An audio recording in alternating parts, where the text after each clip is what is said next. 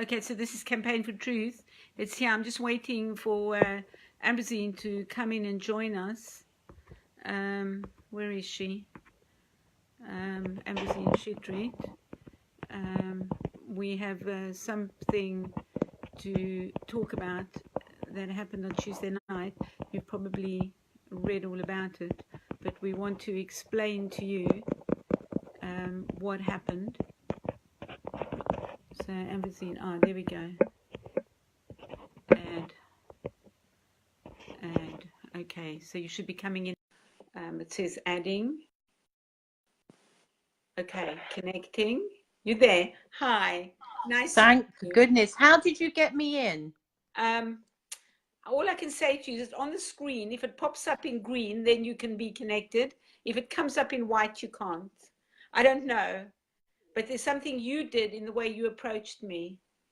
Okay, I invited Cliff. Yeah, he's watching. Hi, Cliff. Yeah.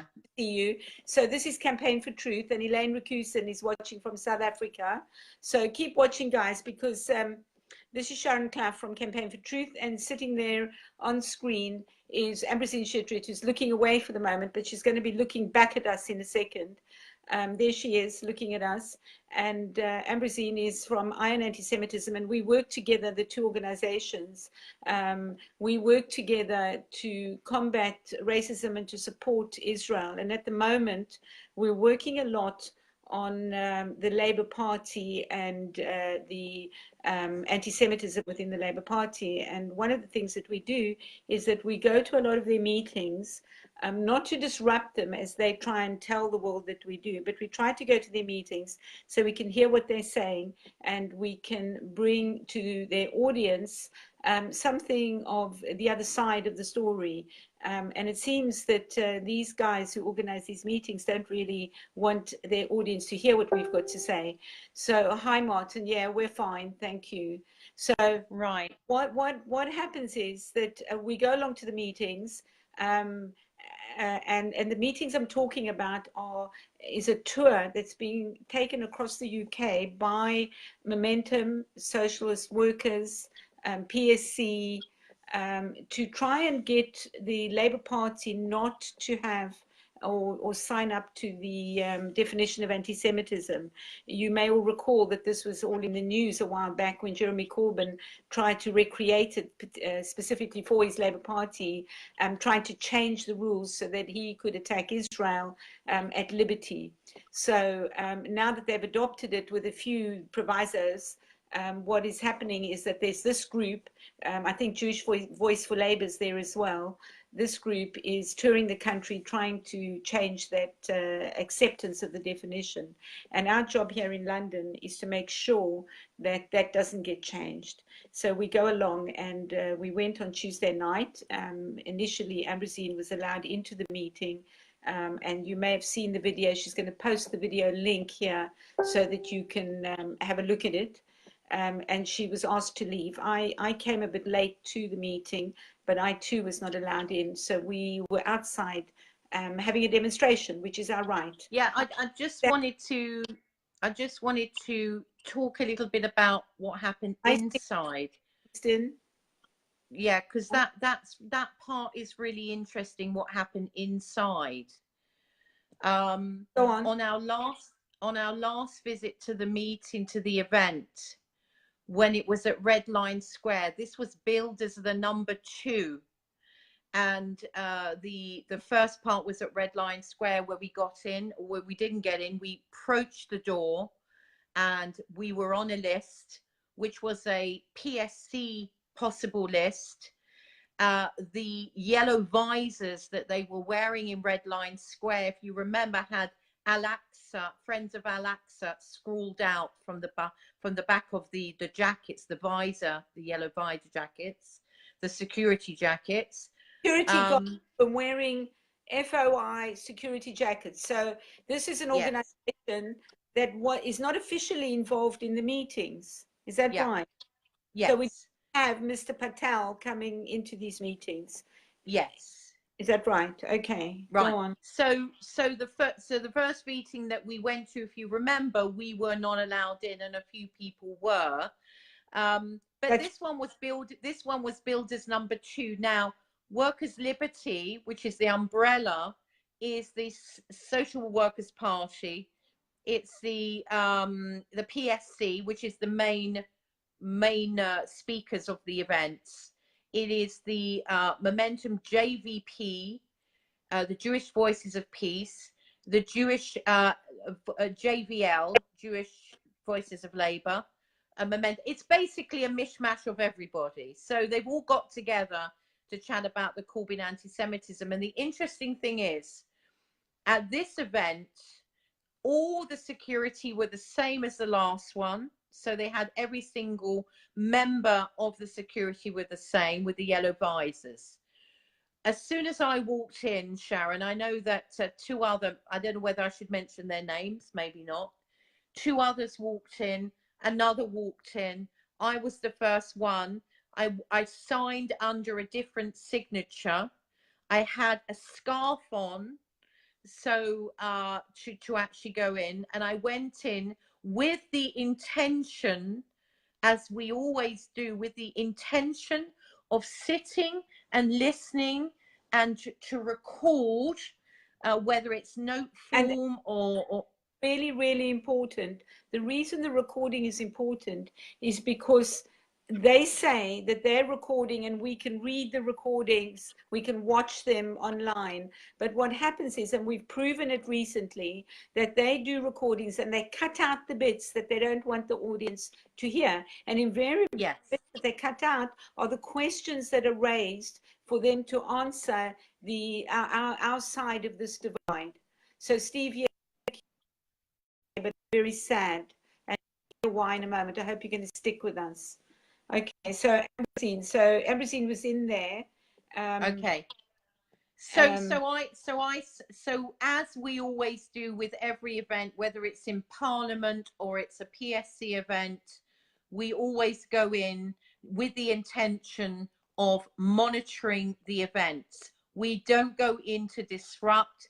We believe that disruption in an event actually is a waste of time, because the main thing is that we want to get the information that they're saying, whatever subject it's about.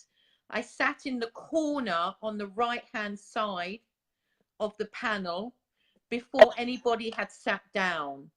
The security who was at the Red Line Square noticed me come in, but I'd sign my name in a different name. She saw me come in and I walked in, I sat down quietly in a corner, and got my phone out as I would do, or I would have a recording device, or I would have notes, and I sat in the corner quietly with a few people that we know, which I won't mention their names, within the audience themselves. The majority of Jewish people that were not allowed in, I could hear, were standing outside and protesting, Sharon. Okay? Yes. Now, during that, as soon as Ben Jamal came from the PSC, he stood up and he actually reiterated quite strongly that they are recording the meeting and therefore we didn't need to record it. So would everybody who has got a camera please turn that off? Now that's unusual, Sharon, because that never is said in any other meeting. It was a public event. It had a big red circle on the event, so public, anyone could come in. Okay. Sitting there, then I was, the security who knew who I was came over to me, stood in front of me with another security, okay, red, yellow. Get here quickly because we need to get to what actually happened and where we're going to go. So tell the story a little bit quicker, yeah? Okay. So they stood in front of my camera, Sharon, so that I couldn't record. And as you see, the camera was on the floor. Okay, so and then see that Ambrosine is going to post the link, and you can see what happened in there. And they actually escorted her out, and she did protest. She did. That was the first time. Then the second time she came and said, "Stop filming," and I said I wasn't filming. She said, "Stop filming," and then I said, "Would you like me to leave?" And at that point, the people behind me that we knew were asked to leave. A few people were in the meeting who weren't asked to leave. And obviously I did my spiel and walked out, and went out the door. So I picked it up from there because, as I said, I came late. And by that stage, most of the people who they recognized were removed from the room and were outside. It was a narrow pavement. There was a typical London fence there, one of those black wrought iron fences. There were about 6 of their wardens, some of whom we recognized from before. These wardens hold a list, which I believe is illegal, of names of people they don't let into meetings. And remember, we'll repeat it again, this was a public meeting and it was free. So there was no reason for them not to let anybody in. So anyway, and we're not going to linger on it. You can watch the video, but at the end of the day, what happened is that these 2 black girls walked up. I wasn't paying much attention to them, but our little group was quite long because the pavement was narrow. So they kind of spanned the front aspect of the building. They walked up to the gate and they seemed to be talking to some of the wardens, particularly the one guy in there who was also a black chap who we know from before. And they were talking to him, and then they turned around and I saw them. They knew him, Sharon. Well, Ambrosine was standing there very close to him. She was on one side of the fence and he was almost directly behind her on the other side of the fence. I didn't see that connection, but she would have heard that they were kind of speaking to each other in a friendly way. And then what I saw was one of the girls started grabbing at Ambrosine's phone, and you can see on the video how the phone is being thrown around. Ambrosine says, "My phone has dropped to the floor." And she bends down to pick it up and they're kicking her in the shins. Before that, you heard one of them, I don't know if it was the taller girl, the Asian or the black girl, turning around and say, "That effing," I'm not going to swear on here, but that effing flag. So she recognized the Israeli flag and she called it effing flag. So yeah. I saw this altercation going on and I thought to myself, this looks a little more dangerous than the usual sort of banter that goes on. And I took my phone out of my pocket so that I could call the police. But because this was quite an aggressive approach to Ambrosine, I didn't seem to be able to get my code in so I could open the phone. And before I could use the phone, I can't go through the whole sequence because it all happened so quickly, but I realized that they'd grabbed my phone and they'd grabbed my hair, big wad of hair like this, one of the girls. I think it was the one with the Malaysian type hair, the Indonesian straightish hair. Because the security, the tall black security guard who I think knew them, or at least were friendly with them, was protecting the one that you were screaming at, that "You've got my phone." My phone. Yeah. So the other one pulled me by the hair and she dragged me along the pavement by my hair. And of course I had to follow her. Otherwise she would have really pulled my skull off. And at some stage she let go and I said to her, "Give me back my phone." And I tried to take what I thought was my phone off her. And she grabbed me again. She pulled me along the pavement, a little bit up the pavement. She pulled me to the floor by my hair. And she was banging the back of my skull like this on the floor repeatedly. She had my hands in one hand and my hair in the other hand. I got my hands free and I started pinching her legs to try and alert her to let me go. And every time she banged, I kind of thought, okay, she's done. She's going to let go and go. But she didn't.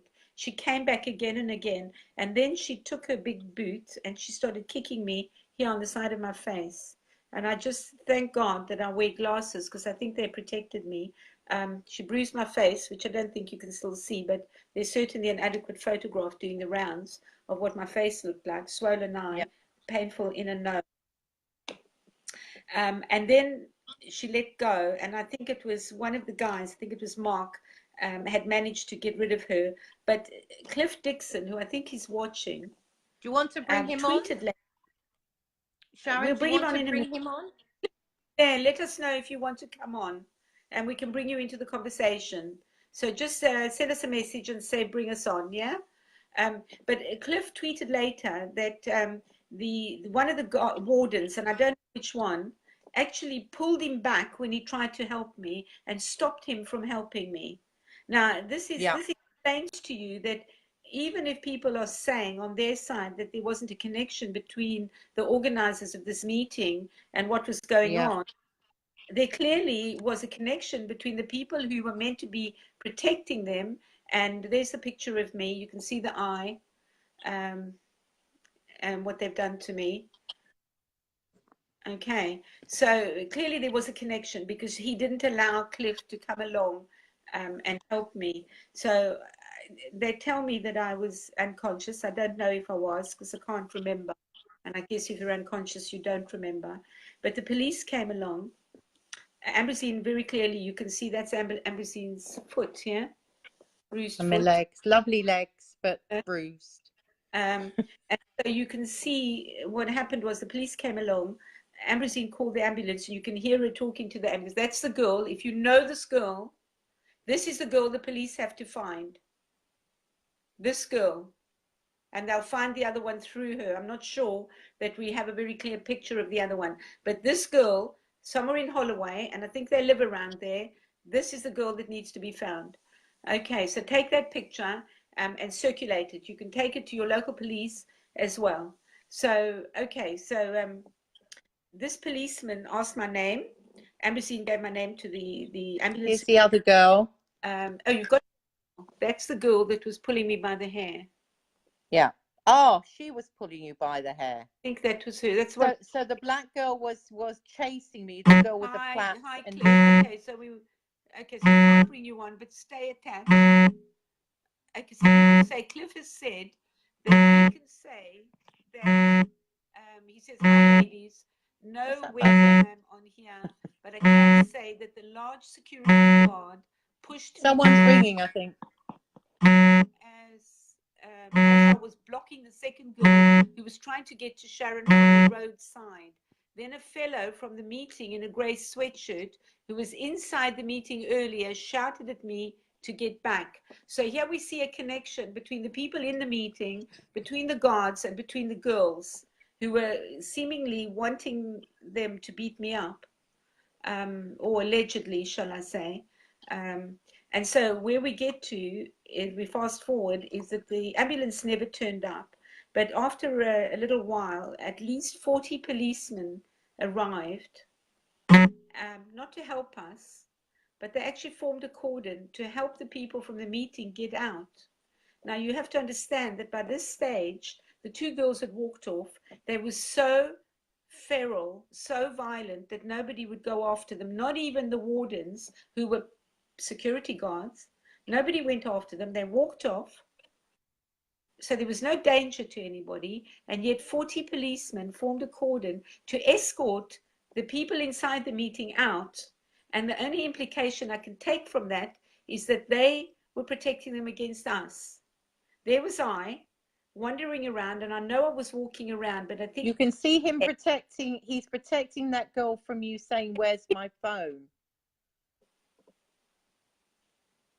There he goes. Yeah. He puts his arm around her. Yeah. Okay. So, and there's a guy in the grey sweatshirt, yeah? Yeah. Who's stopping people from helping me. And this is when they ran away, and they picked up a blue plastic bag and ran away from the scene. There they go. Running down the road. Now, but that stage, there was a policeman there and he didn't run after them. No. And they ran down that road, turned right into Seven Sisters Road. Okay. So off they went. Ambulance didn't turn up. 40 policemen there. Not one of them offered to help me. Not one of them offered to take me to hospital. A friend drove my car and took me to hospital. Not one of those police came to the hospital to check if I was dead or alive. And as of today, Sunday, not one of them has called me. I haven't heard from victim support. I found out on Friday that they wrote my name down wrong. Now, very clearly, it was spelt out to them. It was spelt out to the emergency services. They wrote my name wrong, which means had I not called to check on Friday, they wouldn't even know that it was me. This is really serious. This is a huge problem. And look how many police are there, Sharon. And look, and there they you were can see all all the police there. Them. us. They were protecting these people in the room, these anti-Semites, these racists, these fascists who hold these meetings. They were protecting them against these few people outside. And they were not looking after me after I'd had my head bashed and I was unconscious for a minute.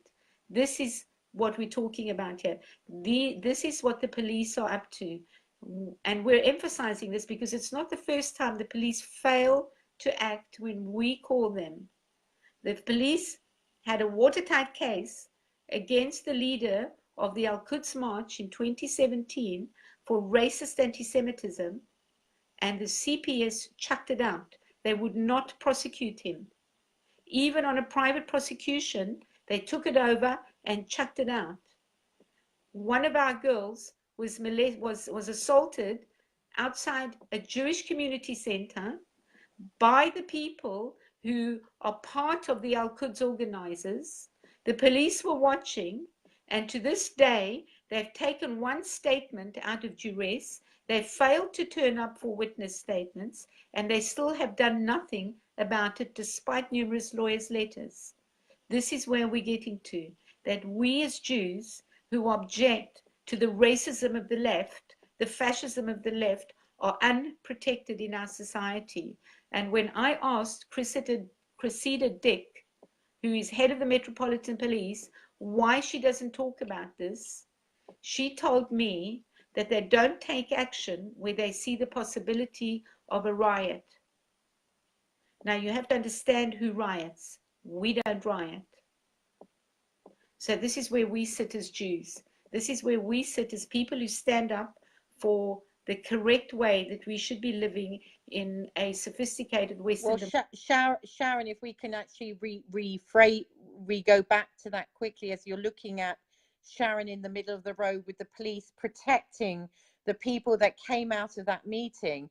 The meeting with the CST and Cressida Dick were concentrating on far right anti-Semitism and hate crime, far right. All right. When questioned about the Islamist and the obviously the far left, there was sort of like a pause, wasn't there? It wasn't really part of their agenda.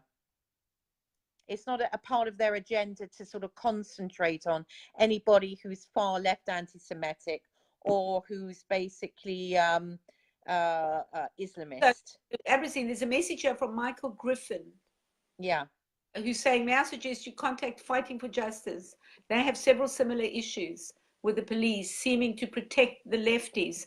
Look, I know that it's very easy to talk about lefties, but we have a problem here, and we have a problem because of Jeremy Corbyn's Labour Party. We have a huge problem. We have a problem where Jeremy Corbyn, who has been in a way protected because everybody thought he was a silly old left-wing backbencher, he's been protected, and people haven't been, Joy saying to me, my niece, that she was so shocked. Sorry, Joy, but I have to talk about it because it's really that important that people out there understand what is going on in our country. People understand how, I have to say it, this left, this red-green alliance, this is the extreme left wing and the right wing of the Islamofascists are joined in to destroy our Western democracy, our Western Judeo-Christian democracy. And for some reason, we have a police force that goes along with it, whether they go along with it out of fear or if they go along with it because there's somebody high up who's pulling the strings. You have to understand this. It is that important. Let's just bring back the JW3 incident, because this is by the way, it's a Jewish community centre in North London. It's so similar. So the JW3 incident in May, where one of our advocates, what disappears, Ambrosine, Edgar Davidson, who's a fantastic blogger and knows a lot about this, he said Cressida Dick is firmly part of the left Islamist side. As you say, the only concern is to stop the far right, and they consider us, he says, as part of the far right. Look Yeah. what the police did to the DFLA supporters last week. Yes, Okay. yes. Now everyone is, we're all tarnished with the far right, but I'll tell you something, Sharon. After the Momentum libel, which basically I got down, along with the help of UKLFI, anyone that calls me far right now is going to get a little slap on the wrist by the lawyer. But let's pass that for a minute. The JW3 event in May was protesting outside the anti-Israel in Mines, and the two thugs that came down specifically to attack us, which were part of the Al-Quds security. Yeah, they were part of the Al-Quds security. The police, I'm just going to go on. The police didn't come and take statements in the May, the June, July, August, 5 months. 5 months. They took one statement. They were supposed to come to me. They didn't come to me at all. And that's now is going legally through to a prosecution. The police on this occasion didn't come down when they were called. The security outside the Labour meeting did not help us. They did not call the police. They stood there and laughed, Sharon. They made the police, Ambrosine. We don't know. No, we can't. One of our friends, Mark Harringman, and one of our friends called the police on that. Yeah, but they weren't calling the police. They weren't calling the police. We asked for an ambulance first. Okay. Now, what's happening is when the police finally did come, instead of helping us, yourself and others, they actually formed a line, kettled us in, couldn't move to get you, couldn't even move to get anywhere, and they actually just made sure that the people coming out of the meeting were protected. That was all that was there. I tried to report the incident. They basically didn't want to know. I asked somebody else. I thought I'll go and call 101 later. This is what's happening. We are on a list, I reckon, of people that basically supposedly are far right, supposedly are on the right, and etc. Is that this attack, the viciousness with which I was assaulted,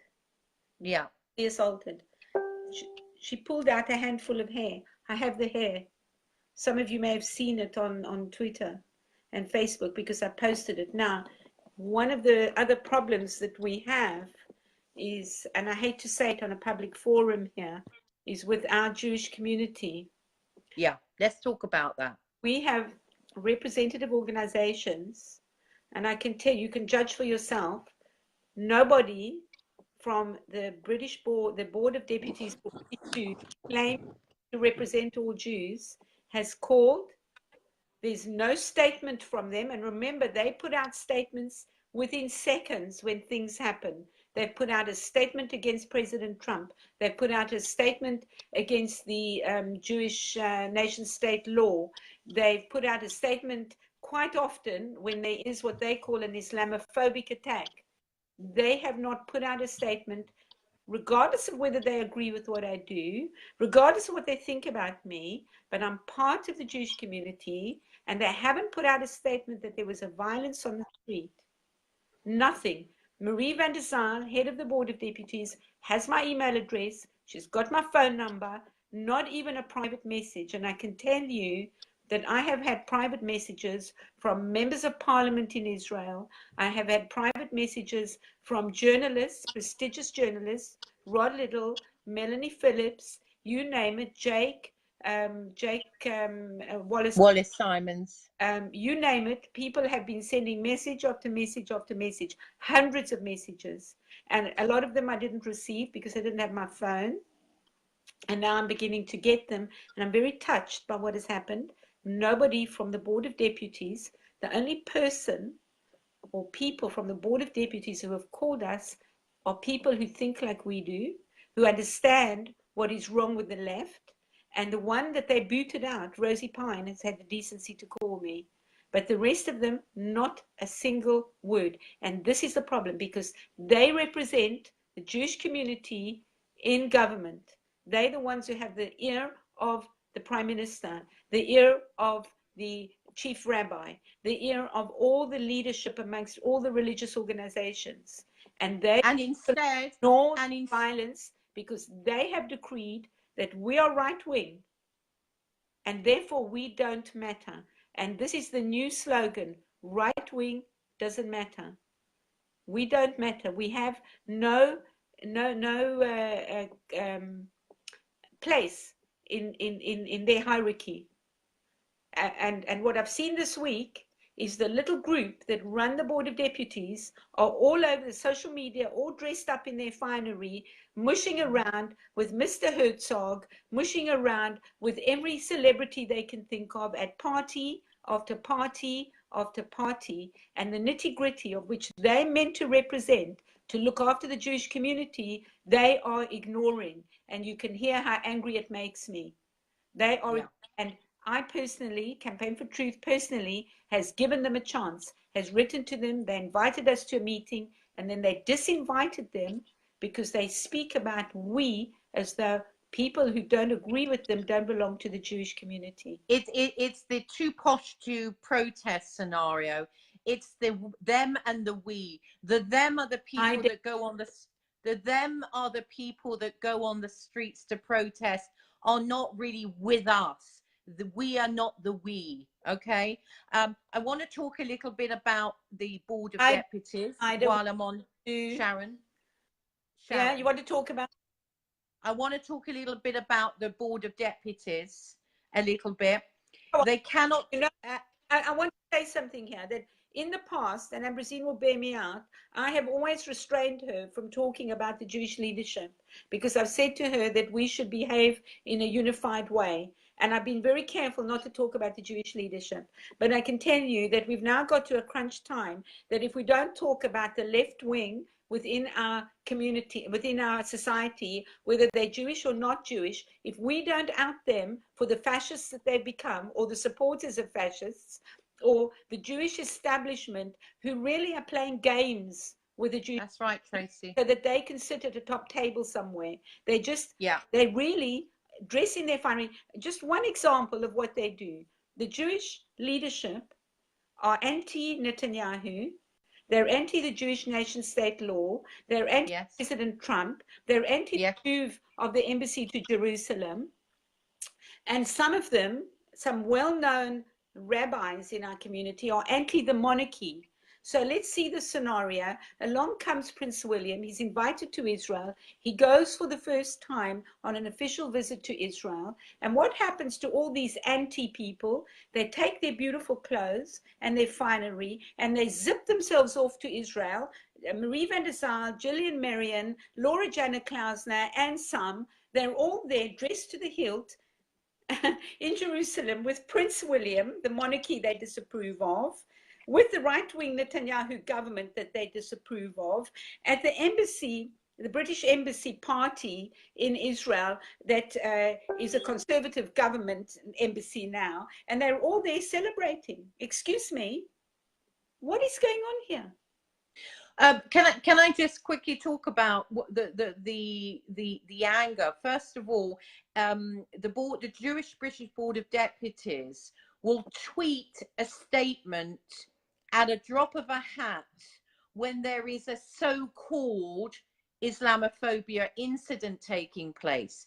They will reiterate that there is hate crime when they talk about it, but when there's hate crime against Jews, or certain Jews, let's put it that way, the Jews that support the Netanyahu government, the Jews that support the nation state of Israel law, they will be basically silent when we get attacked. But I want to talk about the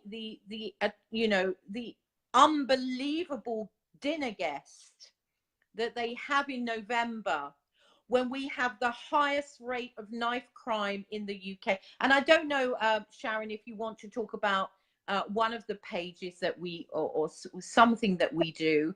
Okay, so I don't know if you want to. Now that you're probably unaware of, we do a lot of behind the scenes work. What you see here is not all of what we do. We do a heck of a lot of behind the scenes work.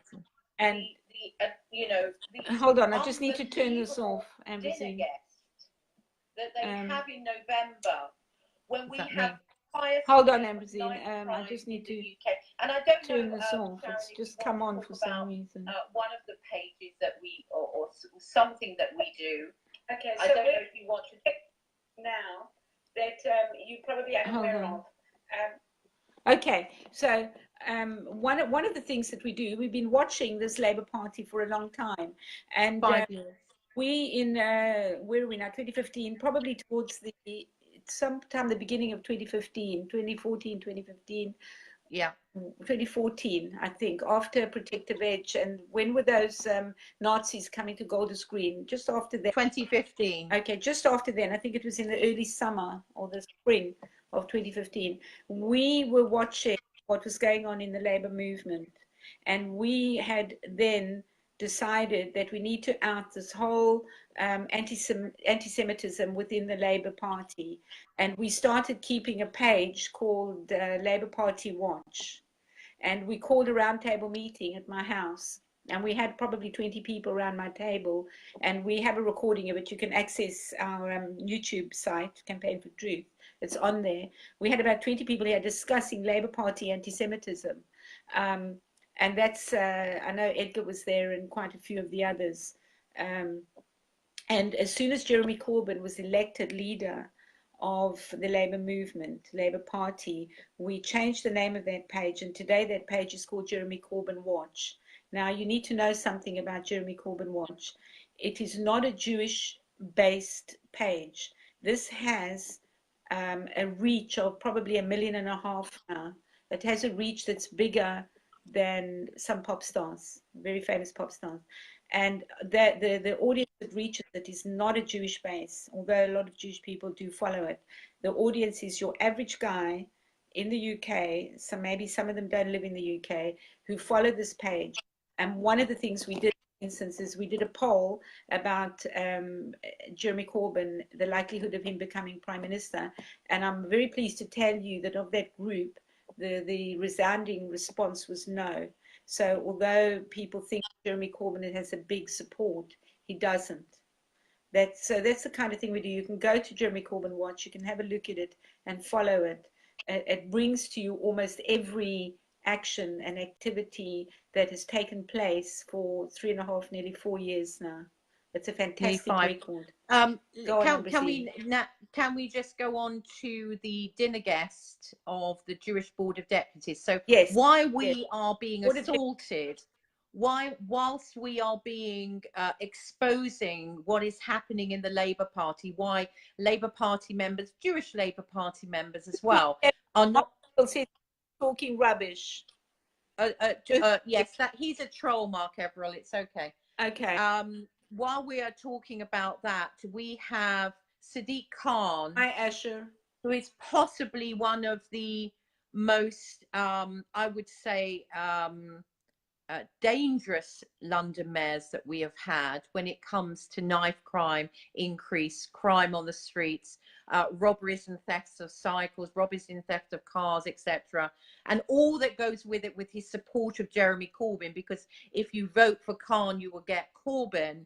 The Jewish Board of Deputies, instead of sending out a statement that has actually, where this story has gone across the media, the assault outside the Corbyn Labour meeting, they decided to invite Sadiq Khan as guest of their dinner. So their annual dinner this year, the Jewish Board of Deputies are inviting Corbyn supporting Sadiq Khan. Now, I don't know what you think about that, but we are in the Jewish people, as well as others, but the Jews specifically under Corbyn's, if he becomes Prime Minister, we are in the most dangerous times that we've ever faced. We are being assaulted on the streets. We are being assaulted and not let into meetings. We can see what is happening with Corbyn. We can see the groundswell of the PSC, the Palestinian Solidarity Campaign, who is basically, he's a patron of, actually within the Labour Party now. You can see it. It's across every single news site. So you tell me, Sharon, why that our major supposed Jewish leadership in this country, which we've spoken about a few minutes ago, have invited a man who is supportive of this anti-Semite Corbyn. Well, unfortunately, to every single Jewish organization, establishment organization, is left-wing. They play politics with our lives. Our representative organization should not be involved in politics. They're here to look after the Jews of the UK, and that should be their job. And one of their principles is that they should support Israel. They should not be here to be criticizing the government of Israel. I just want to say one thing about Israel is that none of us, amongst the Jewish people and those non-Jewish people who are interested, none of us live in Israel. None of us have a vote in Israel. None of us have children who have to go to the army and face what's going on that Gaza border. And I can tell you, I read a report from a soldier on the Gaza border, and they are struggling. They're having a tough time. None of us have a right to tell the Israeli government that's elected democratically by every citizen in that country, including Arabs, including non-Jews. We don't have a right to tell them anything. Okay. Can you, no, I don't need that message. Tell him to get on here and put his message on here. Okay. Sorry, just messages from the family. So none of them have a right to interfere in the democratically elected government of another country. And our Jewish establishment is doing that. They're issuing against Trump, President Trump, and they're issuing against the Israeli government. I don't see them issuing a single statement against North Korea, against Syria, against anybody. I don't see any of that. They are attacking the two countries who currently understand where the dangers lie in our world. And I'd like to go down that route a little bit, Ambrosine, because I think that we're talking here about our group and about our community, but the picture's a bigger picture. And we have to go back a step to, hi, Patricia. We have to go back a step to the Red Green Alliance. And we have to go back and try and, Norman, I've read your letter. Please don't call me. I'm live streaming. Can't answer the phone. So sorry, Norman's my brother and he's worried about what's going on.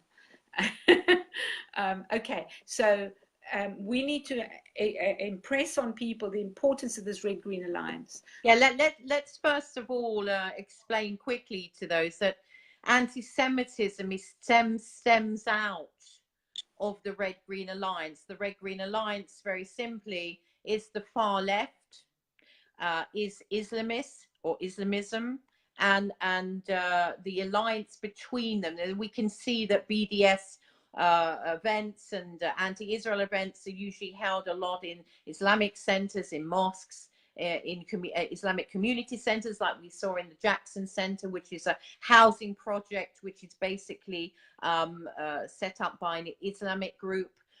So we can see that there's a crossover now, that if you basically complain about anti-Israel activity, anti-Semitic activity, that you are instantly called Islamophobic, because they are holding these things, they are combining their anti-Israel activity within with the Islamic community. So that is the problem that we're facing at the moment with exposing anti-Semitism and that side of it. But carry on.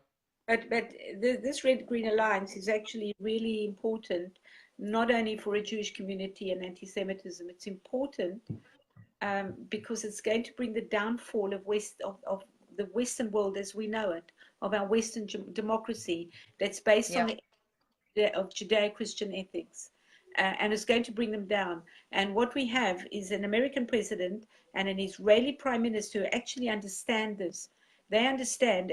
Benjamin Netanyahu has been traveling governments across the world since the early 80s, explaining the problem of Iran, explaining how Iran is pernicious for our society. And we fast forward from the 80s to now, and we find Iran supporting Hezbollah, supporting Hamas, trying to bring down the one country that knows what they're up to. And now we have people on the left who would like also to bring down an American government who gets it. Regardless of whether they like President Trump as a person, I don't know the man. I can't say whether he's nice to have dinner with or not, but I can tell you that he is at last an American president who gets it. And this is the message that we want to bring across to people, that you have to wake up. If you don't wake up, we're going to lose who we are as a Western society. If you go across to Eastern Europe, if you go across to Bosnia, you have to ask yourself, how did Bosnia and those countries become Islamic countries? I'm not going to say any more about it, but there's nothing to say that we won't follow in that slipstream if we're not alert as to what's going on. I think also, Sharon, if I could interject here, the campaigns that are being done with the Labour Against Anti-Semitism and these sort of anti-Corbyn, I would say anti-Corbyn, but exposing Corbyn for who he is and what he is, I think need to start to understand the connections and tie the dots with what we're saying. And the same goes for the patriot groups, which are all over the news at the moment, all on YouTube, all over social media. Veterans Against Terrorism, Football Lads Alliance groups, freedom of speech, etc. I think what we're doing here is we can see that that side of it are saying exactly the same thing as we in the Jewish community are standing against terrorism. We're standing against anti-Semitism. We're standing against this left-wing ideology of supporting those who are our enemies, who are literally murdering us on the streets. But I think it's actually not coming together. So we have one side who are fighting it. We have our side that are fighting it. And right in the middle, we have those complaining that we are standing against the anti-Semitism and that they are standing against what is terrorism or grooming, etc. And these stories, they all tie up. They all are interlinked. We are all fighting for the same thing. Whatever we're saying, we're fighting for the same thing on different sides.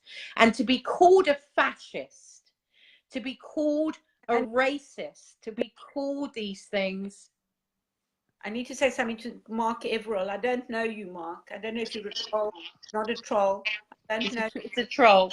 Or not a genuine. Yeah. We don't care. But I can tell you that we have never claimed to speak for the Jewish community.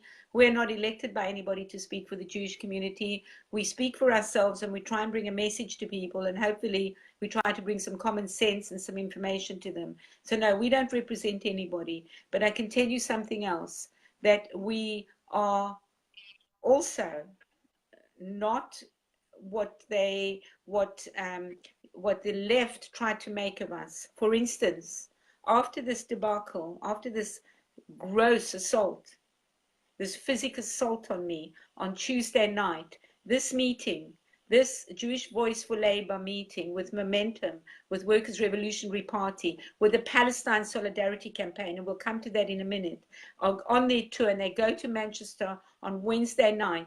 And that double-barreled Jewish lady called Naomi Wimborne Idrisi, sounds terribly posh for a Labourite, but anyway, she stands up, and we have it recorded.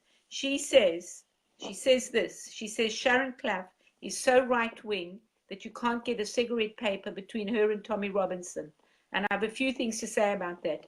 I would rather have dinner and sit with Tommy Robinson than any of those people in Jewish Voice for Labour, anybody in Momentum. I wouldn't spend a second of my time with those people on the left. That's the first thing I'll say to you. The second thing I'll say to you is that she didn't even announce at the Manchester meeting that somebody was grievously and physically attacked outside the meeting in London. All she could talk about was her view that we were right wing. And she mentioned Ambrosine, and she mentioned a few other people, and she said we make false bomb alerts at their meetings. I mean, it's getting so outrageous, the stories they think of. And what she was doing was gossiping. She wasn't actually bringing information to an audience at a time when information is really important for people to make up their minds what kind of country they want to live in.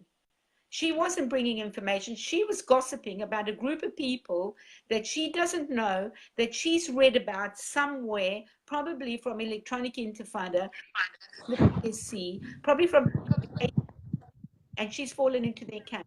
You have to evaluate, all of you guys who are watching, and I know, Mark, that we don't have very many people watching on a Sunday at lunchtime, but this will go viral. It will be sent out. This is a video, you know that, be out on social media. It'll get a large audience. And at the end of the day, you have to make up your mind what kind of world you want to live in. Because I can say this to you, Mark Everill. I take it that you're not Jewish. We, the Jews, have Israel. And if you look at what the leader of Israel is doing, he's moving east. He's made friends with India. He's making friends with China. He's moving his attention away from Europe, because he's actually saying to himself that unless you, Mark Everill, and your left-wing Labour people grasp the importance of understanding who you are as Englishmen, as people from a country that should be proud of its history, you're no longer going to be important. You're going to go the way the Romans, the Greeks, and all the other civilizations went, except the Jews. We're still here because we're clever enough to plan ahead. You need to understand that. We'd like you to come with us, but if you don't want to come with us, that's your choice. Ambrosine. Mark is a little troll on Jeremy Corbyn. Watch, he gets himself into trouble, and I don't even think it's a man. So, yeah.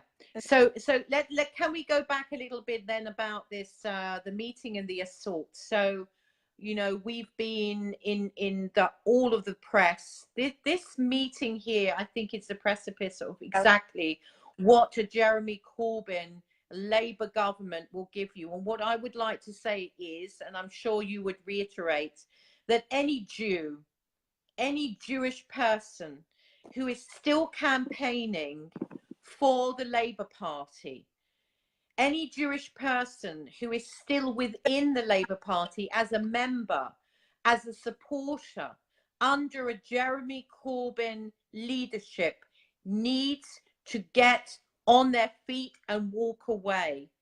Talking about anti-Semitism isn't enough. Talking about the fascism within the Labour Party under Corbyn isn't enough. To actually have to be, you know, paid, still a paid employee as such under Jeremy Corbyn, you are letting Jews who are fighting against it, who are exposing the anti-Semitism down. It is no longer a left-wing party. It's no longer a socialist party. It is a fascist party. And we have seen it on the streets. You may not want to come out on the streets and protest against Labour HQ. You might feel that it's a little bit beneath you. You know, we are middle-class white women who protest and stand for Israel and stand for the Jewish people, and we're out there. We're not too posh to protest. We are not too posh to stand outside and scream in a megaphone exactly what's happening to our country, to the Jewish people, whether it's anti-Semitism or it's knife crime or whatever. We are not too posh to protest, and that is my saying, because I believe that they look down at us and they think, well, you know, we're getting 125 grand in salary. Why do we need to do it? We'll do things under the table. We do a lot of things that they don't know about, but we are out there exposing it every single week. I don't know how many anti-Semitic events have happened, but we've got a group that monitors how many events have happened across the UK from north to south this year. And we're talking about thousands of events, whether it's a scuba diving event, a walking event, a cycling event.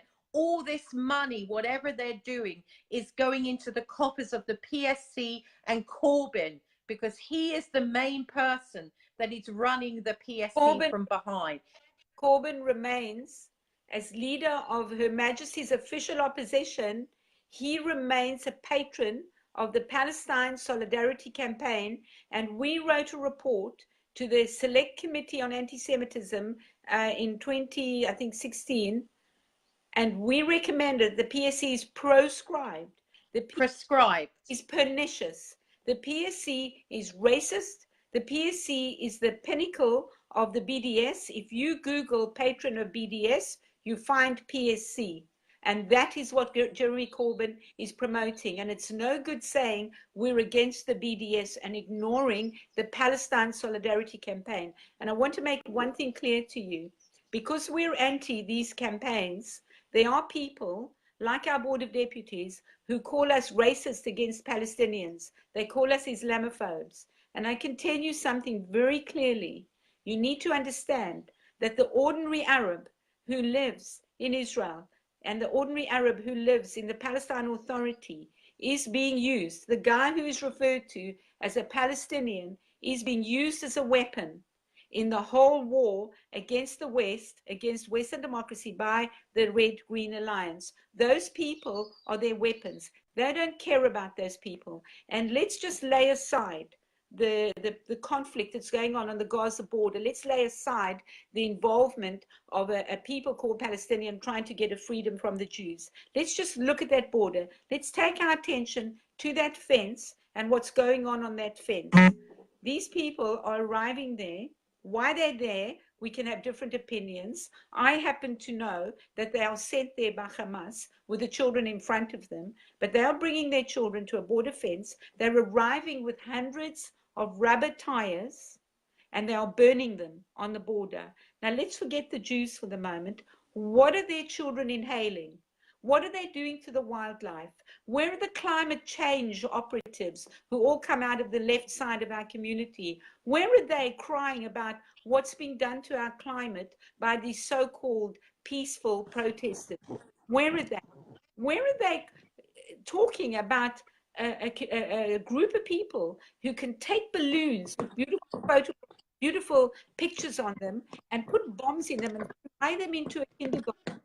Where save the children? Where is Amnesty International?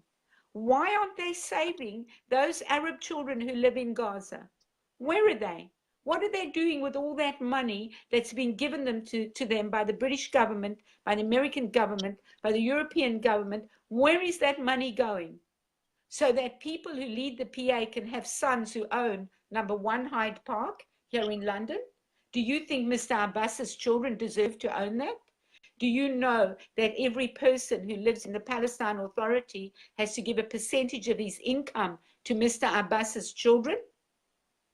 What kind of people are you that you prefer instead to blame us and call us names and label us as evil people instead of doing your homework? If you lead a community and go and find out what the facts are. If you're going to do climate change stuff, go to the Gaza border and do your climate change stuff.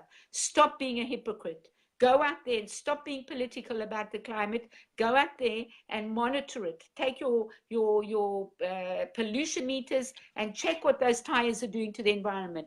Go and check the burning down of the fields and the crops and the strawberries. It's time for you to act in a proper way, a respectful way, and to stop being political about other people's lives so that you can bring into the world what you think is either an Islamist agenda or a Marxist agenda. This is not democracy. It's not what humanity is about. And if you care about human rights, instead of hijacking a word, if you really care about human rights, you would be out there protesting like we are for what we are saying. Sorry. I think that's enough. I think that's enough, Sharon. You've had your say. I've had my say. I just want to talk a little bit at the end now to wind it up. That we haven't really had much contact with the police. We've put in a report. We haven't had statements taken. You can see that the photograph of the attack, the people that attacked us all, is on social media, and I'll put the pictures up under the event. I'll put the links to the YouTube videos as well. But all I want, the only thing I want, Sharon, is I want the British Jewish Board of Deputies to come out of hiding and put a statement up about how horrific that was. And until that's done, we have no leadership. We have no Jewish community leadership. We just have those people that believe that they are. I think it's absolutely disgraceful. It happened with Ari Fald as well, when they were at the event, and in the morning, Ari Fald was viciously murdered by terrorists. Sorry, Ambrosine, they haven't caught the girls yet because they're not looking for them. That's as simple as that. Why aren't they looking for them? Because we've got the photograph and they haven't asked us for the photograph. And because they got my name wrong, they didn't take Ambrosine's name. Because they've got my name wrong, they can't even go on social media and find the photograph. So no, they haven't arrested anybody. It's a simple. No, they haven't got any of the videos. They haven't got. That if that had been, and I'm sticking my neck out here, if that had been somebody from the black community who'd been beat to a pulp, if that had been somebody from the Islamic community beaten to a pulp, you could be sure that those 40 policemen would have been running down the road and catching the girls who were running away from the scene of a crime. And I can say something else, that people who have watched that video, people who have heard of what happened to me, have even termed it attempted murder. They are very lucky that I'm a strong woman. They're very lucky that I'm capable and able to look after myself, because had this been somebody else of my age, she would have killed that person. That's how vicious she was. And no, the police have done absolutely nothing about it. Stone cold nothing. And we are, I can tell you, going to our lawyers, and we're going to take action against it. We're going to take action, not for me, not for Ambrosine, but for you, because they say, there for the grace of God go I. Let's hope this never happens to any of you. You know, what can I say about it? Ambrosine, anything else? Are we going to wind up now? Yeah, we're going to wind up now because I've got things to do. Of the two girls, Ambrosine's going to put them up. You can find them. They will be, we're going to pin them to the top of the Campaign for Truth page. We're going to pin them to the top of the Eye on Antisemitism page. We're going to pin them to the top of Jeremy Corbyn Watch. No? Yeah, I think I put it on Jeremy Corbyn Watch, and I think for now that people know who we are, that we've been. There's another page that we have that you might like to look at. It's called Sadiq Khan Watch, and it's going to be pinned there, and we're going to challenge our mayor to find the girls. I would like to come out on his feet, to open the door that I believe he keeps locked at County Hall, and to come out and go personally to Holloway and start looking for those girls. I think he owes it to us. I think he owes it. I want to thank, before we go, I just want to thank a few people. Yeah. I think you said at the beginning. We want to thank Jake Wallace-Simons for being the first person on the story when you were in hospital, calling. I want to thank the Sun newspaper. I want to thank the Jewish Chronicle. I do want to thank the Jewish News, but I don't thank them very much, but they did do a very good article. I want to thank Rod Liddle, your friend Rod Liddle, for being so concerned, and Melanie Phillips, as you said. I want to thank the Sunday Telegraph. I want to thank every journalist and news organization, Avi, who just did an interview with Melanie Phillips, who was live streaming and mentioned us.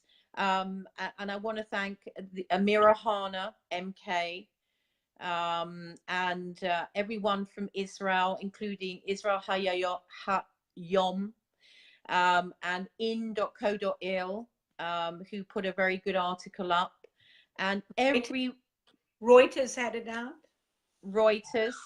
And I want you to thank every single person that gave us a message, or everyone. You had so many messages. The story gets out, because we don't usually look for this kind of publicity.